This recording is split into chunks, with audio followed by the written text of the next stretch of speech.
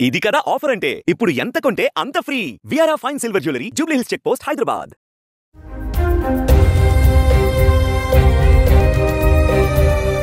Hyderabad metro మరోసారి green channel ద్వారా గుండెను తరలించి ఓ వ్యక్తి ప్రాణాలను కాపాడింది. బ్రెయిన్ డెడ్ అయిన వ్యక్తి అవయవాలను మరికొందరికి అమర్చి ప్రాణదానం చేసేందుకు జీవన్ దాన్ తెలంగాణ గ్రీన్ ఛానల్ను ఏర్పాటు చేసింది. గ్రీన్ ఛానల్ ద్వారా బ్రెయిన్ డెడ్ అయిన వ్యక్తి అవయవాలను ఎల్బీ నగర్ కామినేని నుంచి జూబ్లీ హిల్స్లోని అపోలో ఆసుపత్రికి తరలించారు. ఈ సంఘటన శనివారం సాయంత్రం చోటు చేసుకుంది.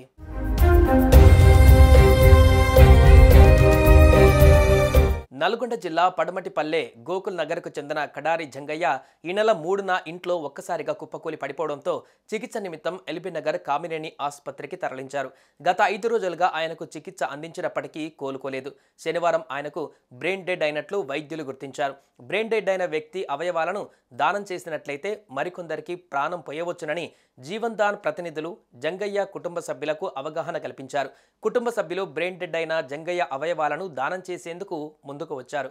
దీంతో జీవన్ దాన్ ప్రతినిధులు జంగయ్య అవయవాలను ఇతర వ్యక్తులకు అమర్చేందుకు సరైన సమయంలో అపోలో ఆసుపత్రికి తరలించేందుకు గ్రీన్ ఛానల్ ఏర్పాటు చేశారు.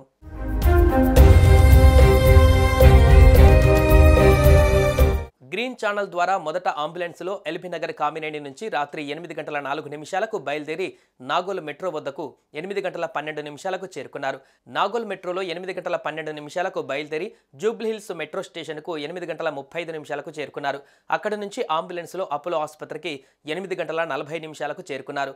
గ్రీన్ ఛానల్ ద్వారా అవయవాలను అంబులెన్స్లో 13 నిమిషాలు, మెట్రోలో 23 నిమిషాల ప్రయాణం సాగింది. కామినేని నుంచి అపోలో ఆసుపత్రికి అవయవాలను చేర్చేందుకు 36 నిమిషాల సమయం పట్టింది. 2 కిడ్నీలు, గుండె, 2 కార్నియాలను తరలించారు. రాచకొండ పోలీసులు మెట్రో సహకారంతో అవయవాల తరలింపు ప్రక్రియ కొనసాగింది.